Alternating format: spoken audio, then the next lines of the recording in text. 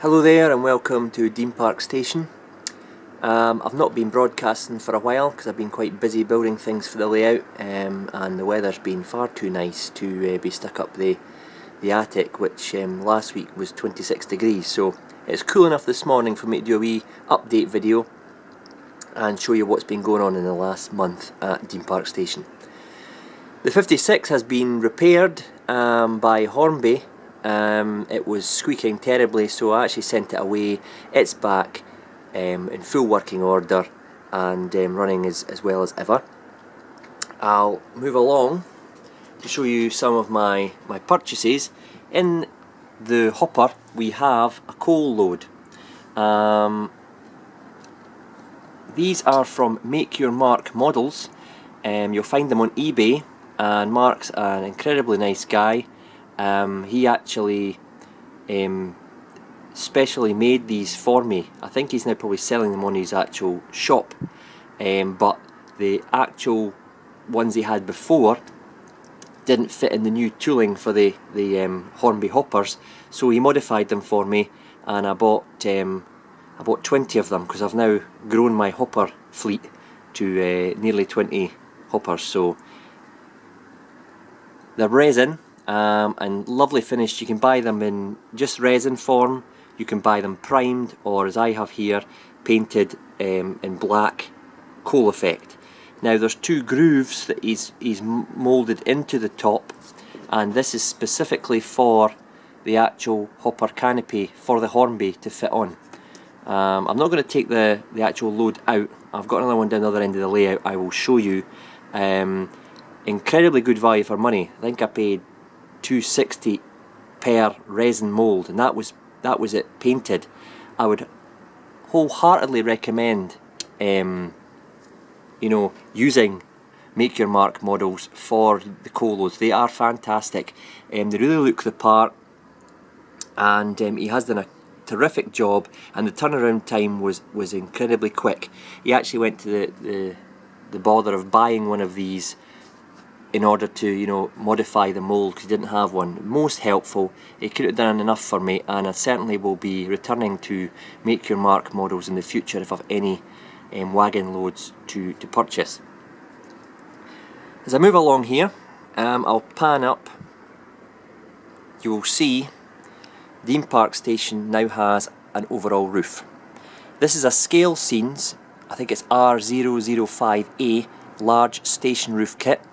It is a large roof kit, and when I pan out you will see how large it actually is.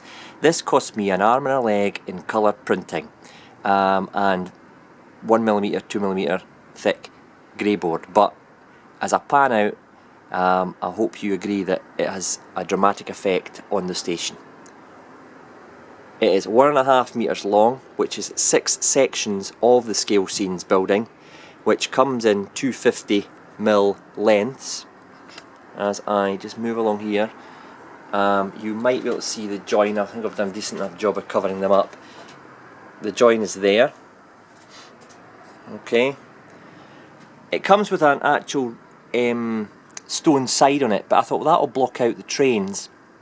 So I kind of kit bashed a certain degree, and I exposed these girders, and I've put the printed paper that goes on the other side of the girders. I've also put it on this side to give it a finishing look, and I've bought some clapboard $1.99 download from Scale Scenes in white, and I've edged it, and it's also edged on the other side as well to give it that kind of cladding look.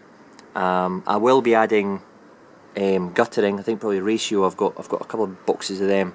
I'll add guttering and downpipes to that section there, and that just allows you, one, for the train here to disembark the passengers, because that'll be a DMU platform, and also allows you to see the trains. And when it's fully lit, the station, it will be an impressive sight in there with all the platforms under the canopy. The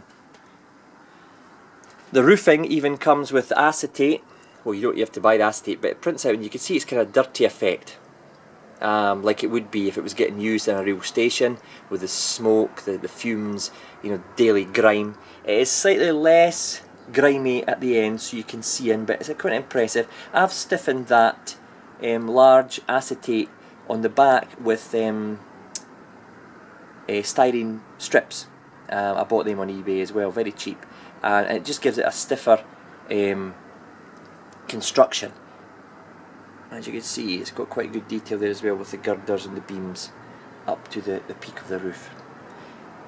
At the end, they're lined with brick pillars just to give it that finishing touch. Obviously, if I'd had the wall there, it would have fitted in nicely, but I've not got the wall, I've exposed it.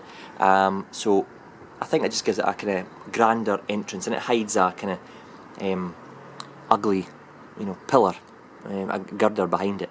As I move along, it tucks in nicely with the parcel office, no gap there between the roof and the parcel office. Middle section there, again with the cladding, I think it sets it off quite nicely, and with the wall, it just gives it that kind of finishing touch. Moving along here, I built it in 2 sections of 3. These are all joined together, and I always had to modify the arches, you know, to overlap the ends so I can get purchase on both. But that's joined. All these 3 are joined, and it's split here, and these 3 are joined. Now, the reason I did that is obviously to access for cleaning, detailing, you know, just getting into the station and doing bits and pieces. Move further along, again we've got the girders which butt up quite nicely against the wall in the building, onto the arches underneath, and as we come along to the east of the station, there we have it. We have a full busy station, and as I say, the roof does really, you know, give it that enclosure, that kind of grand centrepiece, which is what Dean Park Station will be to my layout. It will be the grand centrepiece.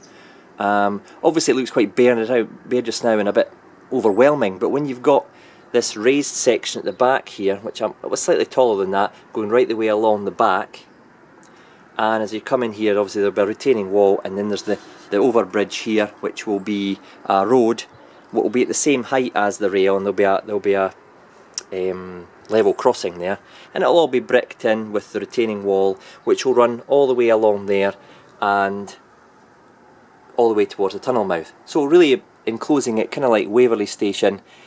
Okay, Waverley Station's got the gardens up here. I'm just going to have another couple of rails, the main line, and that'll be electrified using the Dapple Catenary that I've got. Incidentally, this will be electrified as well, this line where the 47 is sitting.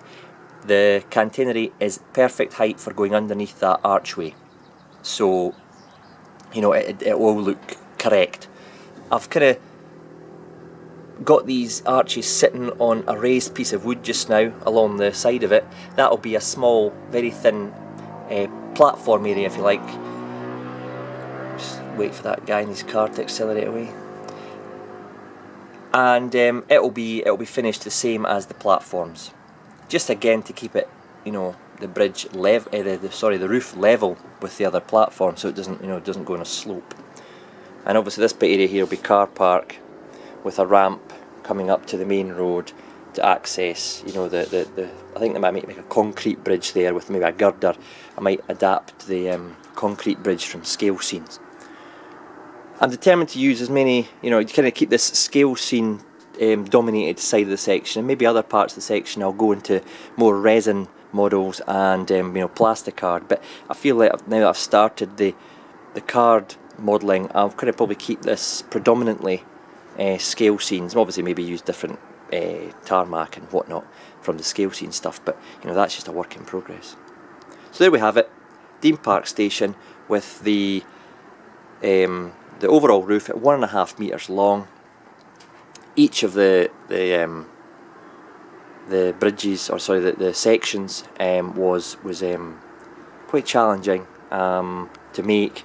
I've added in the features on the roof here. This is given to you. Sorry, this bit here's given to you, but these are not. And they kind of show an ugly girder glued to the underside of the acetate. So I've kind of put fake beams in there, if you like, just to give it that kind of panelled effect. And I think it works quite well and detracts from what is ugly girders underneath, which show smudged glue, etc. Okay, In the next video I might show you the underside of one of these roofs, but because it's quite cumbersome to move with a camera in your hand, I'll leave it just now. So there we have it. Any comments, any questions, please ask. I say it took me a while and a lot of coloured laser printing, and it wasn't particularly cheap at 15p a copy or whatever, but I'll not have to hopefully make something as large as this again, and I do think it just it does what I wanted it to do. Before I go do the next video on with the trains moving, there is one of the Make Your Mark models resin moulds. Okay, and there it is there, Make Your Mark models, and there's his email address if you want to contact him directly. I say, I bought 20 moulds, it just cost me over 50 quid. I think it's a good investment because it's all finished for you. You can get them even cheaper if you want to spray paint them yourself to look like ballast, and I think even he has got ballast ones as well. I've since purchased some of these, the overhead Catenary with a long and a short arm.